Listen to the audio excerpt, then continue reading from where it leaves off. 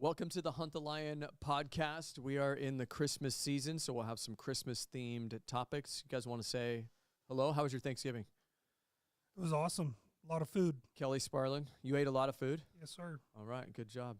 It was good. Had family over, had a good time. Mr. Tyler Alexander. Thanksgiving from Arizona, desert, 75 degrees, eating outdoors. Amazing. Sean Randalls. All right. Taylor, how was your Thanksgiving?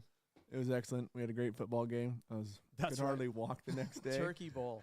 And I ate 2 dinners, so it was great. The amount of guys that texted me the next day, I can't even walk. It was funny.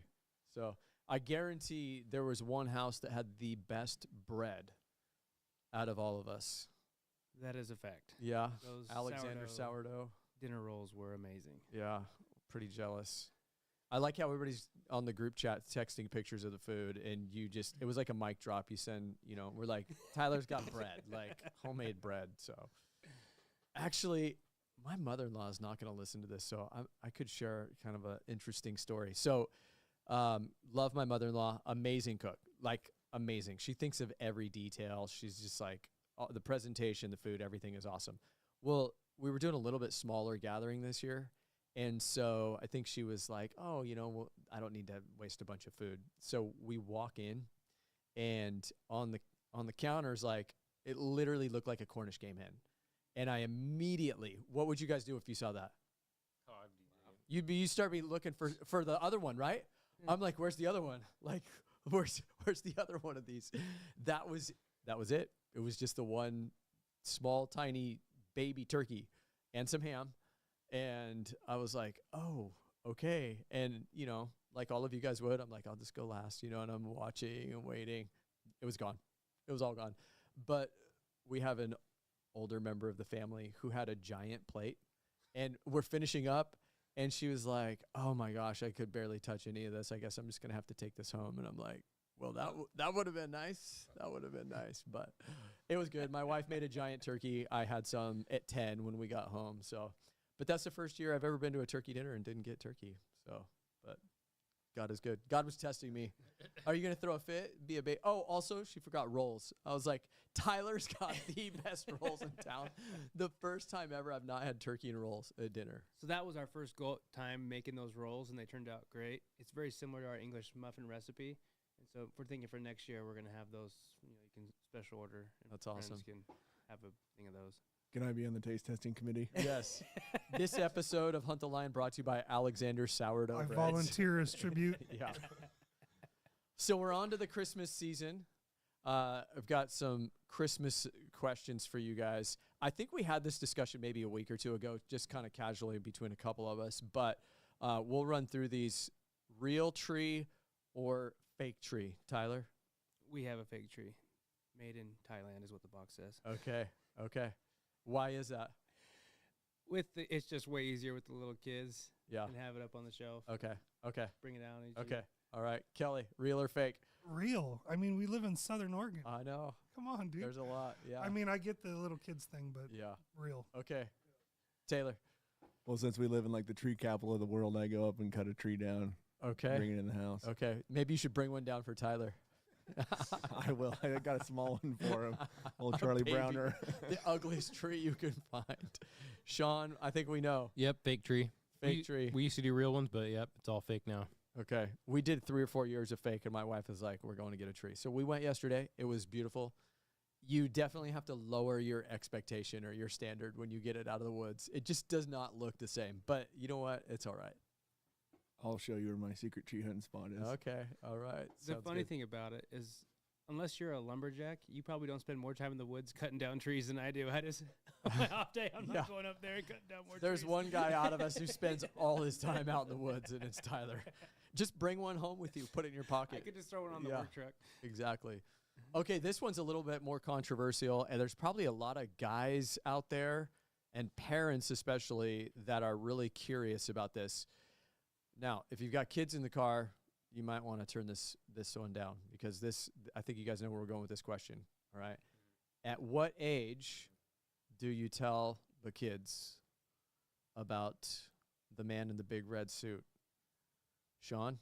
This is a big controversial issue right here. My parents, when we were kids, they were like, yeah, Santa Claus, what do you want from Santa? It was cool. Like 5, 6, or 7 years old, we realized, me and my brother were like, there ain't no Santa Claus. We're like, what is that? But now we've raised our kids. My wife's like, dude, I was raised as with Santa, and she's like, I was never diverted from Christianity. Like, she grew up in a very well Christian home, and Santa was around. And she's like, I believed till like I was 11, and it was actually, my Christmases were so magical. And my wife's like, her opinion, she's like, dude, it didn't deviate me from Christ or anything like that, because we made Christ the center of our home. So for us, my daughter's 9 and she still believes, but some of her friends are like, Santa's not real. And she's like, oh, yes, he is. So we're just rolling with it. Like, that's us. But everybody in here is going to have a different opinion about that. Yeah. We don't make a big deal about it. And we even do Elf on the Shelf. It's something my wife's had a blast doing with the kids. So I don't know. That's where we're at with it. Kelly, what about you guys? Well, we did do Santa Claus for a while, and a lot of it actually came from the grandparents' side. Like, the grandparents were like, "Oh, this Usually from Santa." happens that way, yeah. But again, like what Sean said, like, we didn't really make a big deal out of it. It just was, you know. And then we just got to a point where, like, we just stopped doing it, and then the question never came up. So obviously they knew. They figured it out. They're like, we don't have to play this game with mom and dad anymore. So we don't have to fake it around them. I mean, now, like, we still do little things like stocking stuff or things that save from Santa on them, but they know better. Yeah. Okay. Taylor? Well, we've grown up. We kind of did a little bit of the Santa stuff. But kind of like what Sean and Kelly were talking about, it was all centered around Jesus. And like, my daughter is extraordinarily inquisitive, so she's already asked. My wife told her, no, Santa's not real. So we don't make a big deal about it. But I'm not. Our oldest was the same way, super inquisitive. And there was one day during the summer, I think, like, you know, when all the little kids are down for a nap and you're just like, you're just gonna have some rest time, and he's in there. He's probably like 5, 4 or 5. Calls my wife in. She goes in there. It's like middle of summer. And my wife, like, she cannot lie to save her life. Like, she could not lie. He's like, Mom.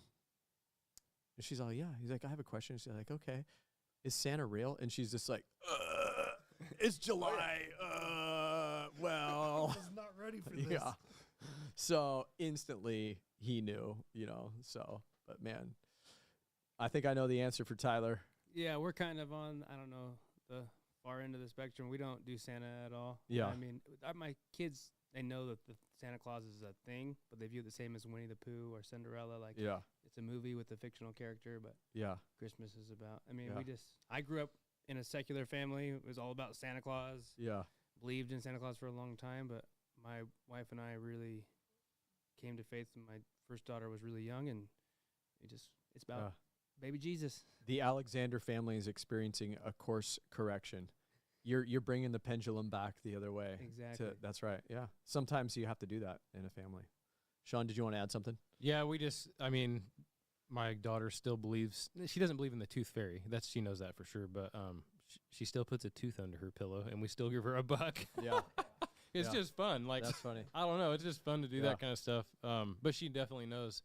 But I don't know when we're going to break the Santa. I just think she'll find out here soon, because she's to that age where she's going to know. And my wife's more on the side of, like, let her figure it out.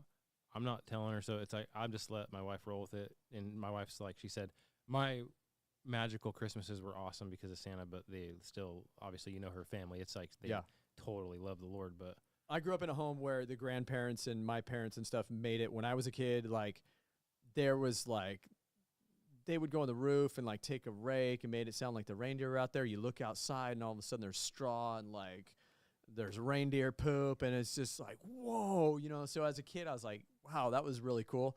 But when my parents did sit me down to tell me, I remember being devastated. I mean, I was 24, but no, I'm just kidding. I'm just kidding. But I was devastated.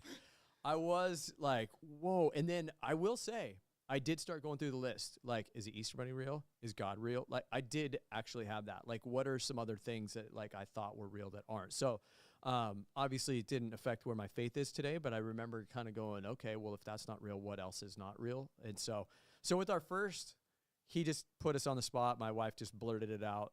With the other two, we were kind of like you. We're like, oh my gosh, we're kind of having fun. Like, we're just going to let them figure this one out on their own, So I think because my wife, she's really strong opinionated about that. So she's just like, she wasn't wrecked by it. Yeah. And she thought it was so fun growing up that way. Yeah. But like we're all going to have, I'm not telling you how to raise your kids, or it's just the way we're doing. Yeah. I think if you do it, you just like, you are very like forthright and intentional, and just like maybe even some might say over the top about emphasizing that Jesus is what Christmas is all about. I think we probably did that like when they were little, is just like overemphasize like this is what this holiday season is about, and then this is kind of a secondary thing that goes with it for fun. And we also with them, we talked about really honestly like the spirit of giving, and just like if Santa Claus were real, or if it did originate as this guy that was going around taking gifts, like the whole idea of just being selfless and being generous is a great thing to practice during the holidays. So we kind of centered around that theme more than anything, So any final thoughts on Santa? Kind of embarrassing. I'm 5 years older than my younger sister, and she's definitely the one that informed me that Santa. She figured it out before you. I was like 11 and she was 6, and I remember the conversation in my mom's minivan, and she's like, "Yeah, Santa's not real." I'm like, "Mom, you hear this kid? She's saying." My mom's finally This is like, blasphemy. Yeah. I'm like, "What do you mean Santa's not real?" And then, my mom's like, "No, it's your sister's right." Yeah. Oh no. Yeah, I'm with you, man. I'm right there with you. All right, so we settled those debates: real tree, fake tree, age for telling kids. How about this one? Gifts or gift cards? How do you guys feel about gifts or gift cards? How do you navigate those? A gift card is way better than a crappy gift. Okay. Because some people buy you something that they like. Yeah. But if you buy me a gift card to where I go eat some food, Yeah. that's a good Okay. gift. Yeah, that's good. Tyler, what do you think? We don't really do adult gifts in my family. Yeah. We do coffee mugs that have the kids' pictures on them for the grandparents, and they love those. So we just do, like, that's our go-to for birthdays and Christmas. And then we just, because I have 3 nieces from my sister, and then on my wife's side, we have another 2 nephews and 4 nieces. So we just focus on the kids. Yeah. And your kids are too young for gift cards. Yeah, it's all they're way toys, too young. Yeah. Kelly, Sean, how do you guys feel about gifts versus gift cards? Well, when they were younger, Mm-hmm. gifts like homemade gifts, like if they were to make the gift, is way more valuable. Yeah. Like macaroni art or whatever. Yes. But now that they're older, gift cards. Yeah. Your gift kids are cards at is that the way. age where, Yep. they're kind of, the gift card is the move. Sean, what do you think? Yep. It's all about the gift cards. Gift cards? Yeah. And when I was a kid too, my grandparents would give me they used to give me this check gift card thing from the mall in Medford. It was a mall gift card, but it was like a check. And you're like, oh man, why couldn't you just give me cash? Like A check. Oh, yeah. it was okay. like the mall check. As a kid, Yeah. that would be, I was like, man, I wanted cash or something. I can go buy something. But it was cool because I like to skateboard and Zoomies in the mall. I always bought something from Zoomies because my grandparents always did that. But I'm gift card for sure. That's interesting. Okay. I will say there's few things in the world gift-wise that are better than the grandparents giving cash, right? Would you get a check or cash from the grandparents, the kids, especially the grandkids? They look forward to that envelope. That is pretty fun. I can't wait one of these days to be able to do that. But so my thing with gift cards is I see where Taylor is going with this. I feel like if you really know somebody, like you're really close, you really know them, a gift card is like lazy. Yep. But I think like teenagers, college age kids, like my boys, like the family will get them like the In-N-Out gift cards or Five Guys or whatever. And like they know they're poor, starving college students or whatever. So they love those.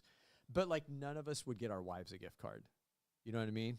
Unless it was an extra stocking thing. Like, hey, I want you to go shopping, pick this thing out. But like, it's almost like we don't think if we just get the gift card. Uh-oh, Kelly's got a confession. What's going on with the giving the presents like as an expectation? So like if I were to get a gift of a thing of socket wrenches. Yeah. And then they're like, "Oh, that's perfect. I have this job for you to do." Yes. Right? Like it's, yeah. Or don't buy your wife like a mop and be like, "Oh, congratulations, you get to Got mop you a the new house." vacuum. Dude, my wife got me a drill set last year, literally, and she's like, "I expect you to use this." I think guys actually look at those gifts differently than girls. Like, if you get your wife a vacuum, buddy. Oh, that boy. sucks. Oh, boy. But if the ladies get the guy, like, tools, I feel like I would be stoked, you know? Oh, I I'm feel like for it's sure the other way happy around. about it. Yeah. So I gotta disagree with you on the gift card thing for wife. Okay. There's a particular one. If you Okay. get your wife a gift card for a massage or like her nails or something. Okay. Because if you get her a regular gift card, I know if you buy me a gift card, Yeah. like, generally I'm gonna find a way to spend it on my kids. I just don't want that much Yeah, stuff. yeah. Something that forces my, like, you have, the only thing you can spend this on is a massage for yourself. So she has to take the time to Yes. go, like, schedule that and have That's some good. of her time. Definitely have done that. That's always a great stocking stuffer is the massage thing for the Yeah. wives. If there are any ladies, or if there is a lady listening and you want to weigh in on this topic, yeah, gift cards versus gifts. I think you're right. I think it could kind of just be dependent. Yeah. But sometimes I feel like I'm taking the lazy way out. I'm just like, I think it really depends on how thoughtful you are in giving the gift. yeah. Because there's people that buy stuff and it's like, oh, you got cologne. It's like, well, I don't even wear cologne. Yeah. You know? Yeah. Like, I can't tell you how many things of Yeah. cologne I've got. But it's just, what I love about Christmas is if you take the time to figure out who they are and then buy them something that they would love. Like Yeah. that's the fun part of it, Yeah. I think. Because a gift card could be really thoughtful. Like last year, I tried to pick out clothes for my wife, right? And I actually bought her the exact same jacket that she already had. Oh my! But it's like, you're like, it's a- hey, it's this a would look great on dangerous- you. In your brain, you were like, this would look good. Oh, Yeah. maybe because I've already seen it on her. Hey, but at least she can't say you're not paying attention. Yeah. Right. I have a confession about the gift thing Uh-oh. that I got. Uh-oh. So I love peanut butter, Okay. and my son, like I think it was 2 years ago, got me a case of Jif peanut butters, Okay. That's awesome. like all That is awesome. Smooth or creamy? creamy, Okay. creamy. But to my shame, those were gone before my birthday, and my birthday is January 28th, and I had Oh. eaten an entire pallet Oh of peanut butter. my But goodness. there's also 6 people in our. Why'd you guys say smooth or creamy? What about extra crunchy? I meant crunchy or creamy. Crunchy. Really, the only choices are smooth and creamy. Like, Right. no crunch in it. Extra crunchy, dude. As many peanuts as I can get in there. Okay. You're also the guy that doesn't like pumpkin pie, right? Yeah. Yeah, that's for real. We have some extremes in here. Speaking of food, last question for you guys. Actually, I got 2 more Christmas questions for you guys, and then we're going to talk about some parenting stuff when it comes to sports and all that. But one food to watch out for during the holidays. What is one of the foods to watch out for? Or do you guys are you just like, there's no rules during Christmas season? Yeah, we're kind of. What do you mean by watch out for? Like it's always around. Like make sure you don't have it or have too much of it. Because I mean, I know you guys are trying to stay in shape and take care of yourselves. Like Round is a shape. okay, I mean, for some of us with fast metabolisms and whatnot, I just eat whatever. But my wife makes this stuff. She's getting ready to make it every Christmas season. It's white chocolate, Chex Mix, peanuts in it, M&Ms, Oh yeah. pretzels, and she makes this big batch of it, and it's in there for a month, and we make more because we give it to people, and it's like, I forget what I- they call it. There's a name for that. I can't remember. yeah, it's Christmas crack, dude. Christmas crack. I just can't stay away from that Yeah. stuff. Yeah. it's fudge. Fudge. Okay, Chocolate, fudge. chocolate, and peanut butter. Watch out for fudge. Oh, Okay. so good. Okay. I would say the Christmas cookies. Be careful with those. Yeah. My wife cooks so much good stuff. Like Yeah. there's no one thing. Kelly doesn't say no. I can't. I don't Yeah. think I have the ability. All right. Last Christmas question for you guys. One Christmas tradition that like the whole family looks forward to every year that you guys have just done forever. I mean, aside from gathering and doing gifts and all that stuff, is there something you guys do in the lead up to Christmas as a family or life? So I'll share what we do. When you get super busy and you're like, oh my gosh, like we just don't have time just for us, my wife and our kids or whatever. So years ago, we started this thing as close as possible to like Christmas Eve as we could get, like before the madness of that whole thing. I would take them to like Ashland or Medford. It would just be the 5 of us, can't bring any friends, no other family, just the 5 of us. And we go to like a really nice dinner. Everybody get, semi dressed up, whatever, Southern Oregon dressed up. And we would go to like a really nice dinner in Ashland or Medford or whatever. And it's become one of our favorite things because it's really close to Christmas. There's still kind of that anticipation of Christmas, but it's just a time for the 5 of us to like block out the rest of the world. So if you're a family that finds yourself super busy, I would definitely recommend trying to find time to do that. It's one of those things now where our kids are like, hey, I've got a new restaurant for us to try, or, so.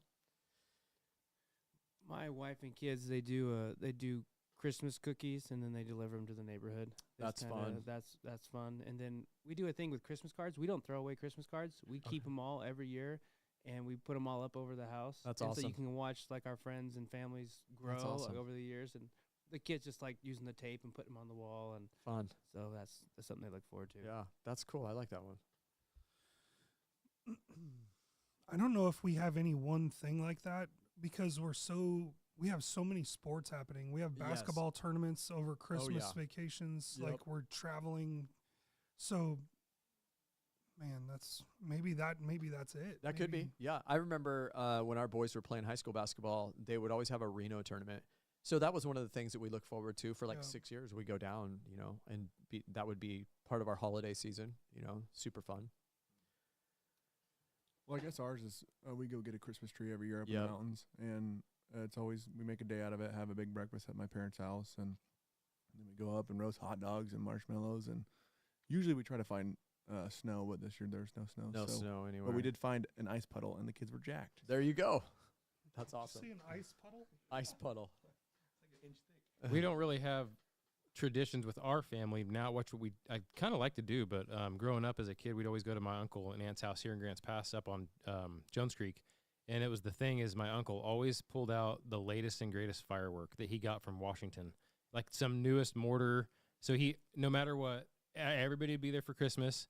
And he's like, guys, we got to go outside and check out this new firework. And like he would launch a mortar or something awesome that That's he got awesome. from the Indian reservation. And it's just like such a cool tradition, dude. We knew that was going to happen. The That's Randall family tradition, we commit a felony on Christmas. Blow some stuff up. Blow some stuff up.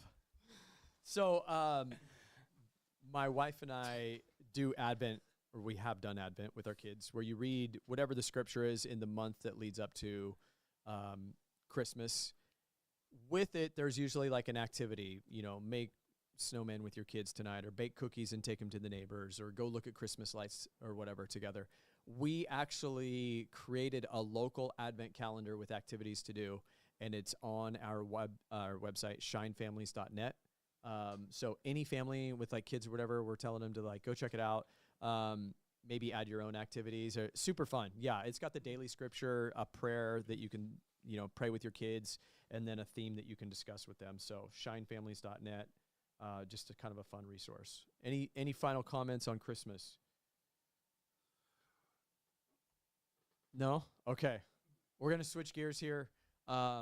Winter sports, fall sports just finished up. Winter sports just starting. Tyler's going to be busy with wrestling. Kelly is going to have some indoor track. He just finished football. I know a lot of families doing, like the kids were doing the OFA soccer and all of that stuff.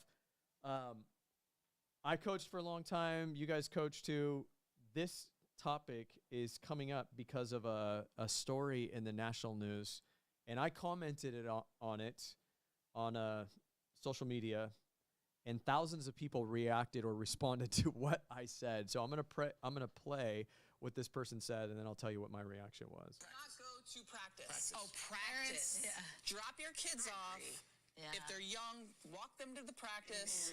Go get in your car, sit in your car, play on your phone, do whatever you want to do. Read a book, go for a walk. Run. Yeah. But do not go to the practice. This is a time for your kids to play, to not be looking over their shoulders. Also, give parents their life back a little bit. That's true. Come on. Amen. That's great. I don't want to go to practice anyway. So Nobody very does. good. But you know what? Then the others go, and then I'm like, am I a bad mom? Why are all these people at No, practice? Don't feel that guilt. Yeah. Not go to practice. Okay, so that was a United States women's national team soccer star, apparently. Abby Wambach, maybe? So I responded to it, and then thousands of comments and responses followed. Like 98% of the people agreed with me, but I did have some people kind of like coming at me because of what I said. What did you say? Okay, so my thing is with that, here's what I said. My response was, I coached for 15 years. Parents, please, if you want to come to practice, they are your kids. You only get them for a little while. You should enjoy it all. Don't react good or bad in the midst of the practice. Just casually observe. Living vicariously through our kids, in my opinion, is not bad. Unrealistic expectations are bad. Dishonest feedback is bad. Enjoying life through the eyes of your kids is one of the best joys you can have in life. So there were some people that were like, you think you know more than this women's soccer star, blah, blah, blah, blah, you know. And then, so it kind of started a little bit of stuff back and forth. I tried to like not really get too much involved in it. But I just thought, what are your guys' comments or thoughts having little kids, being involved in sports as coaches? I understand the other side of it. So that's actually how I got started coaching. Yeah. Was because I would go with my son and I was there. Yeah. And I love sports, so Yeah. why would I not like Be involved. participate? Like Exactly. just help out around. I just started like hanging around, and then they're like, "Well, why don't you help out coaching?" And I was like, "Okay." Yeah. Now I'm a head coach. Yeah. I think it's very age dependent. Yeah. For little kids, I am a big supporter of parents being there, Yeah. but being respectful, Yep. respectfully watching to support your kids. So when they're upset about something, you understand, and just encouraging. I think the biggest thing sports can teach, especially with parents, is encouraging kids to never quit. See something through, work hard, even if it's not going well. And then obviously, you know, especially with little kids, you need to make sure there's not abusive things. It's just you need to be involved. High school age, Yeah. like we have closed practices at the high school wrestling. We don't have room in our wrestling room's not that big anyways. We don't have parents in the wrestling room during practice. Especially for high school athletics, they need to step out, but participating in all the events. I know as a high school coach at Hidden Valley right now, I do notice a lack of parent involvement, and it's noticeable lack, and Yeah. I don't think that's good either. Yeah. You know, along with that though, when our athletic director says a lot that, you know, sports often people perceive it as a way of teaching values to kids through sports. Yeah. And he says that he's like, well, it provides a platform to do so, but not everyone does it, right? Like a lot of people think that kids just get skills for life out of sports, but that's only if the coaches that way. Yeah. Right? The sport inherently itself doesn't do that unless we do it. So as a parent, if I see the coach is not doing that, I can, on the ride home or ride to there, I can use that as like, well, what did we get out of this? Like, how do we improve over this, right? Like how do I use the sport that you're in and the adversity you're going through to actually make you better? And obviously that's at a higher level, not like little kids, but yeah. What you guys have any thoughts, Sean, Taylor? Yeah, I think that kind of what they're saying, it depends on the age. And, and if you're going to watch practice, great. Just be quiet. Like, or coach, right? Volunteer. Like, I think there's too many people that are passive where they're like, they think they know this or that, but they're not willing to invest the time or the energy.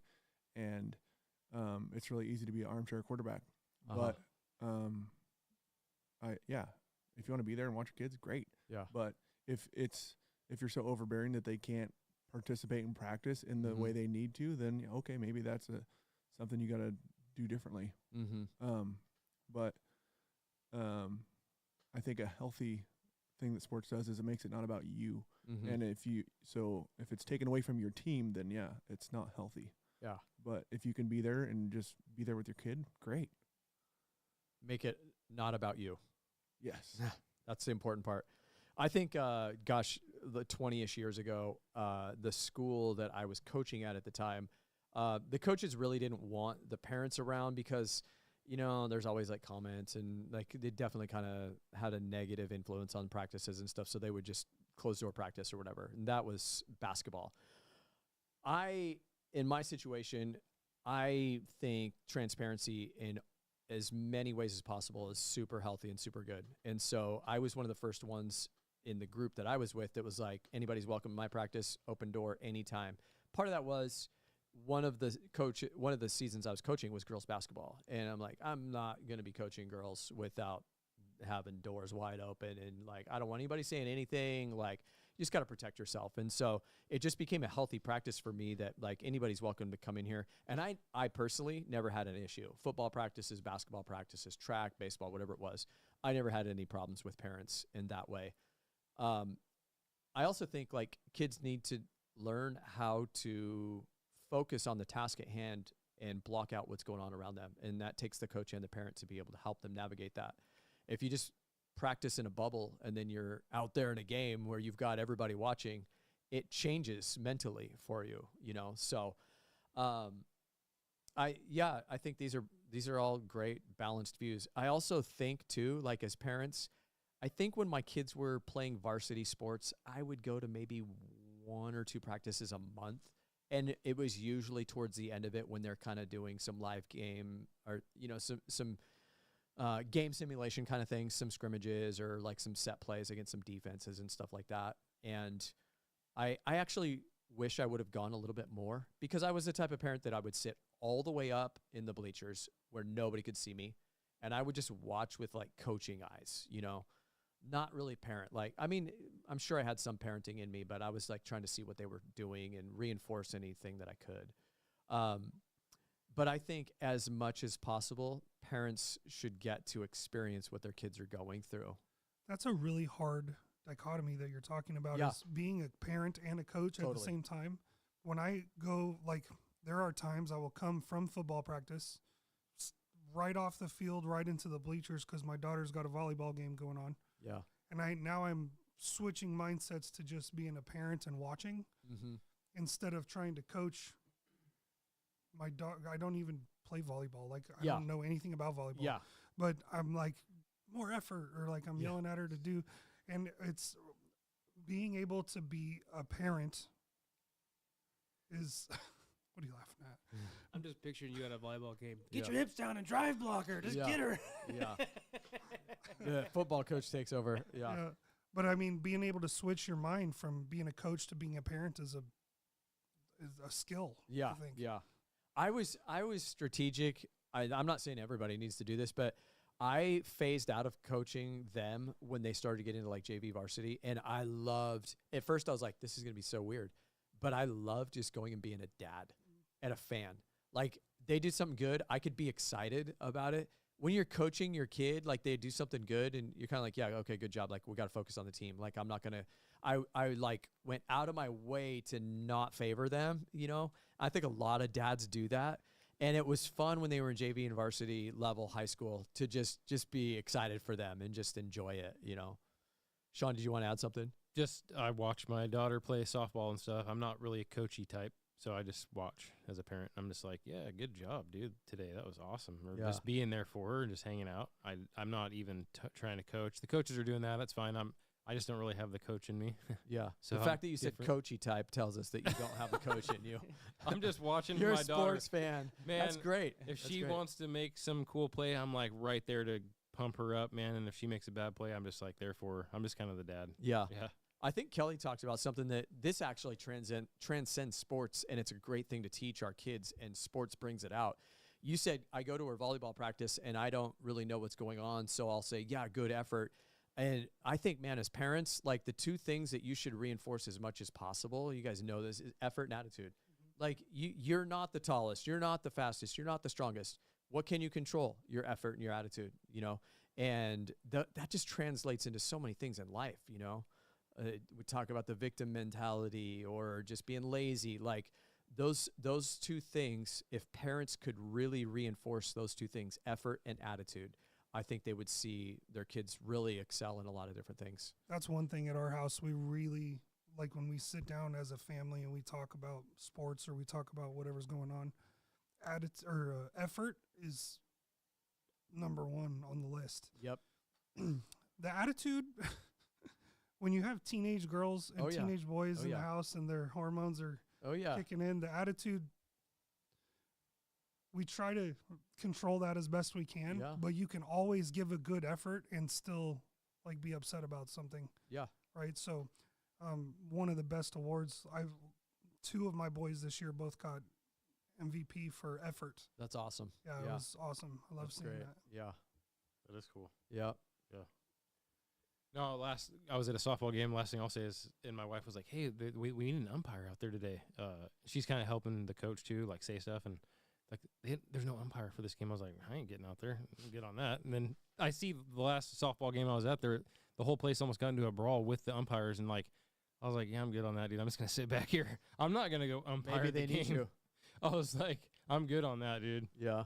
But they literally over in White City at the ball fields, these parents were literally, they were going to fight over this umpire guy. I'm like, that's crazy, dude. I'm not getting involved in that. Yeah. Okay.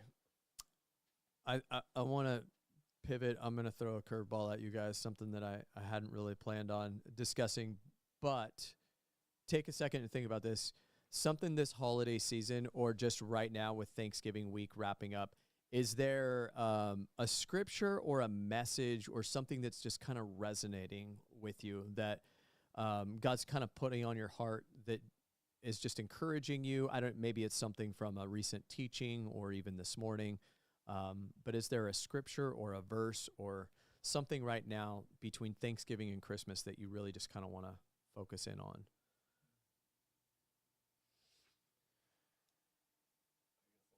Taylor? Gonna go. One thing I was talking about yesterday with my friend is focus on what matters. Yes. The food doesn't matter. The gifts don't matter. Like, they're all part of it and they're all fun. Yeah.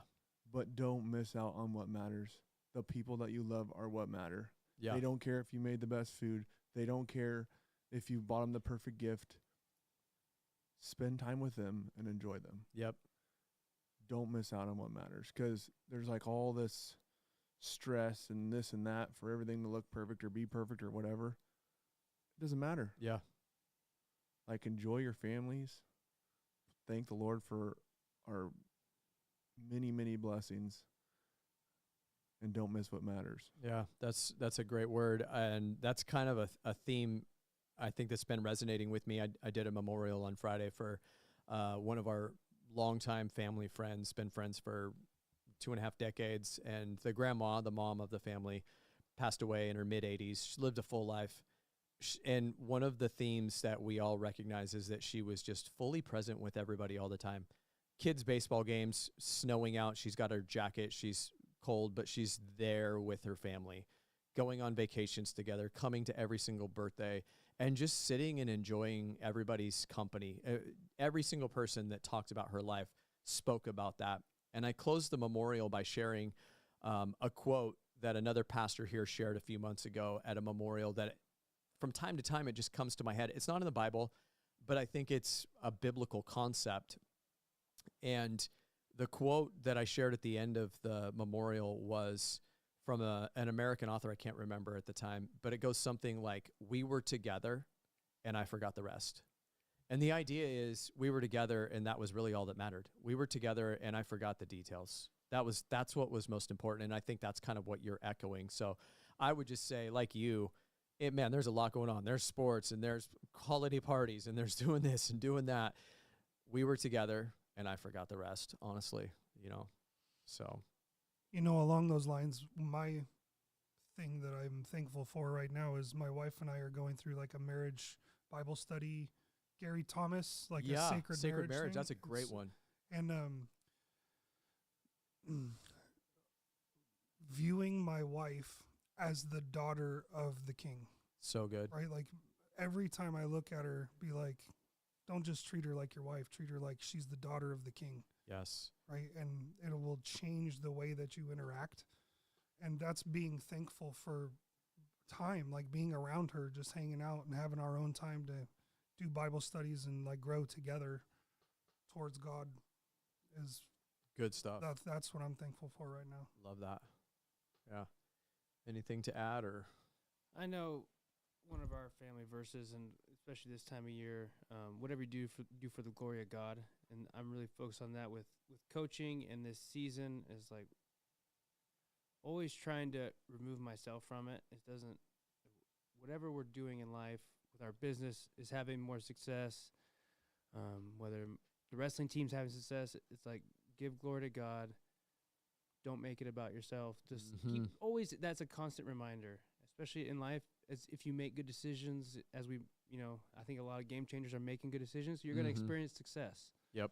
So don't let success become a negative thing and start to make it about yourself. So that's just a focus. That's one of my wife's favorite verses too. It's up in our bakery. So good. Yeah. You mean your living room? Living room, kitchen, dining room, bakery.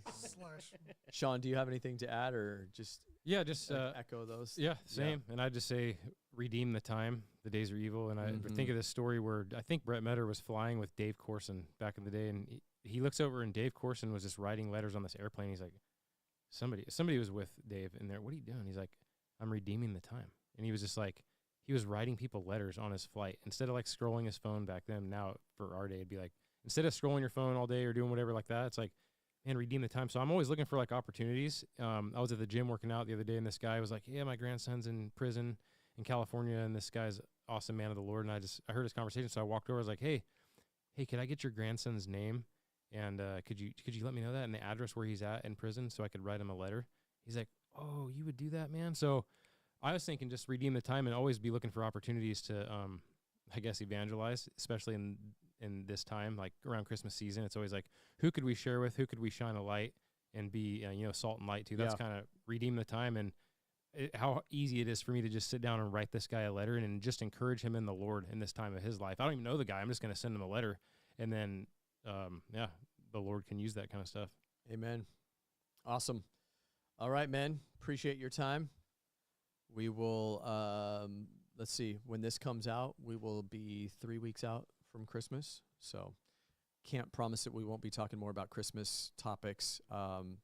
Make sure that you do redeem the time. Make sure that you do focus on what's important. And thank you guys.